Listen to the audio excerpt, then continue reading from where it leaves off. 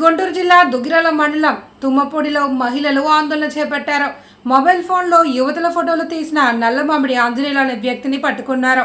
Mobile ఫోన్లో ఫోటోలు తీసినట్లు గుర్తించిన యువతి సదరు వ్యక్తిని పట్టుకున్నారు.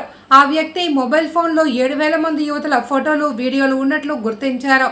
ఫోటోలు వీడియోలను ఎవరెవరికి చేరవేశారు అంటూ భయాందోళన చెందుతున్నాము అని యువతుల తల్లిదండ్రులు ఆందోళన వ్యక్తం చేశారు.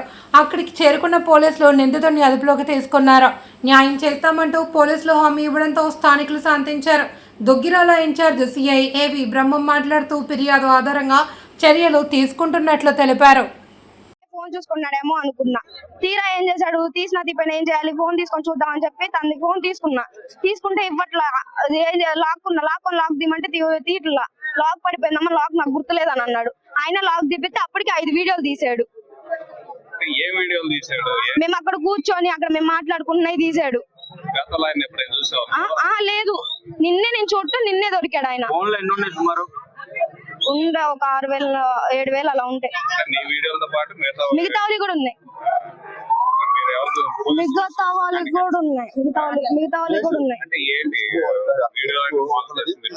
అంటే వాళ్ళు నడిచేటప్పుడు గానీ వాళ్ళు కూర్చున్నప్పుడు గానీ ఫొటోస్ కొట్టేశాడు.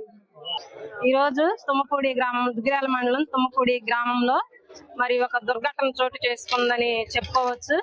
ఎందుకంటే ఈ రోజు మహిళలకు స్వేచ్ఛ, గౌరవం ఉన్న మహిళా దినోత్సవం ఈ రోజు.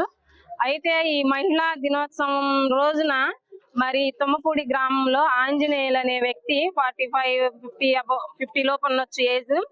అయితే తను ఏం చేశాడంటే కాలేజీకి వెళ్ళే పిల్లల్ని, చిన్న పిల్లల్ని అలాగా 3 ఇయర్స్ నుంచి ఫొటోస్ తీస్తానే ఉన్నాడని మరి మా దృష్టికి వచ్చింది. అయితే ఇది ఎలా కనుగొన్నారంటే ఒక అమ్మాయి కాలేజీకి వెళ్తా గ్రహించి తన దగ్గర ఫోన్ లాక్కొని మరి కొట్టి ఆ ఫోన్ లో తన ఫోటోలు ఉంటే అవి డిలీట్ చేసుకుందంట.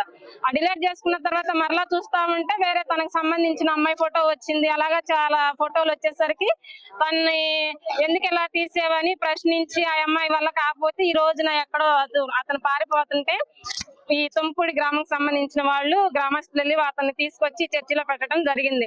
అతను ఏ విధంగా తీసాడో, ఎటువంటి ఆలోచనతో తీసాడో మనకు సంబంధం లేదు. కానీ ఈ గ్రామ ప్రజలందరూ కూడా చాలా భయపడుతున్నారు. ఎందుకంటే 7,000కు పైగా ఫొటోస్, వీడియోస్ ఉన్నాయి అంటే అది ఎంత దురదృష్టకరమో ఒకసారి మనం ఆలోచించాలి.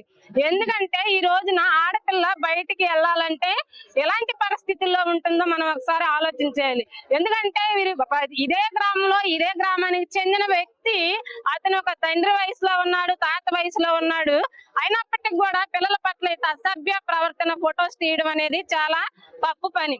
ఇక్కడ మేము చెప్పేది ఏంటంటే, నేను ఇక్కడ జడ్పీటీసీగా ఉన్నాను. నేను వచ్చి ఇక్కడ వీళ్ళని అడిగినప్పుడు వీళ్ళు ఏం చెప్తున్నారంటే, అమ్మ ఇక్కడ అతన్ని ఎందుకు కాపాడుతున్నారో మాకైతే తెలియట్లా. మేము ఈ రోజు దుగ్గిరాల మండలం తుమ్మపూడి గ్రామంలో నల్లమూడి ఆంజనేయులు అనే వ్యక్తి ఇక్కడున్న మహిళలను వీడియోలు తీస్తున్నాడని, అదే విధంగా వాళ్ళు నడుచుకుంటూ వెళ్తున్నా, లేదా కాలేజీకి వెళ్తున్నా, లేదా పనులు చేసుకుంటున్నా అక్కడ కూర్చొని అతను వాళ్ళ వీడియోలు, ఫోటోలు తీస్తున్నాడని, అది అసభ్యకరంగా వాటిని పోస్ట్ చేస్తున్నాడని చెప్పేసి గ్రామస్తులందరూ చెప్పడం జరిగింది. దాని మీద అతన్ని ఇక్కడే ఈ రోజు ఈ చర్చిలో పెట్టడం జరిగింది. అయితే ఇప్పుడు బాధితురాలి ఫిర్యాదు తీసుకొని దాని మీద ఎఫ్ఐఆర్ రిజిస్టర్ చేసి అతను మా అదుపులో తీసుకుంటాము.